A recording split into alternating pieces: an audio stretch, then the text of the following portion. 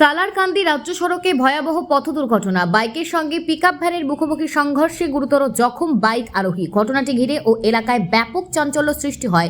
ঘটনার খবর পেয়ে ঘটনাস্থলে পৌঁছান সালার থানার পুলিশ। ঘটনাটি ঘটে মুর্শিদাবাদ জেলার সালার থানার সালিন্দার ক্রিকেট ময়দান এলাকায় সালারকান্দি রাজ্য সড়কে। জখম বাইক আরোহীর নাম কাবিরুল শেখ, বয়স আনুমানিক 22, বাড়ি ভরতপুর থানার সুনিয়া গ্রাম এলাকায়।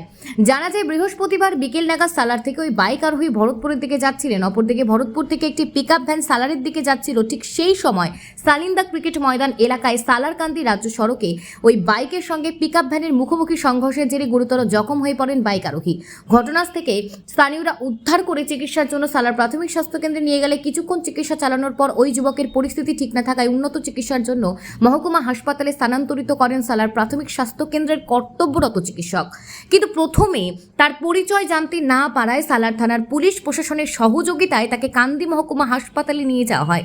বর্তমানে গুরুতর জখম অবস্থায় রয়েছেন বাইক আরোহী কাবিরুল শেখ। ঘটনা ইতিমধ্যেই তদন্ত শুরু করেছে পুলিশ। সাত গাড়ি এসে মানে ধাক্কা মেরে গাড়িটা মোটরসাইকেলটা এমনি আসছিল, গাড়িটা এমনি আসছিল বিনোদী থেকে। তো ও গাড়ি বিনোদী থেকে আসছিল 407 গাড়িটা, আর মোটরসাইকেলটা এমনি দেওয়া ছিল, নিজের সাইড দেওয়া চলে যায় না, ও কিন্তু মেরে দিয়ে চলে যায় 407 আলা ফুল পিকআপ ছিল গাড়িটা। আমরা আস্তে আস্তে গাড়ি বেরিয়ে চলে যায়, গাড়িটা ধরতে পারি না।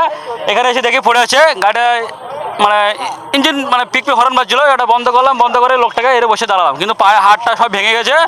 গাড়িটা ওই টোটো দেখে গাড়িটা সালার পাঠে দিলাম, সবাই কিন্তু সহযোগিতা হাত লেগে সালার তুলে দিলাম।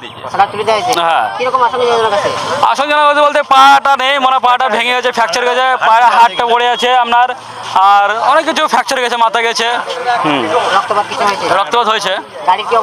গাড়ির অবস্থা বেশি ভেঙে গেছে, গাড়িটা মানে অবস্থা খারাপ। বাড়ি বলছে একবার কাটোয়া, একবার বলছি উজ্জুনি, এখনো বোঝা গেছে না ঠিক মতন কোথাও বাড়ি না বাড়ি। আপনার এখন যা হবে চিকিৎসা পর দেখা যাবে কোথাও বাড়ি না বাড়ি বলা যাবে। কেউ বলছে হুগলি চাপাডাঙ্গা। আমার নাম গাফর হোসেন, বাড়ি সালিন্দা। ব্যুরো রিপোর্ট, চেতনা নিউজ।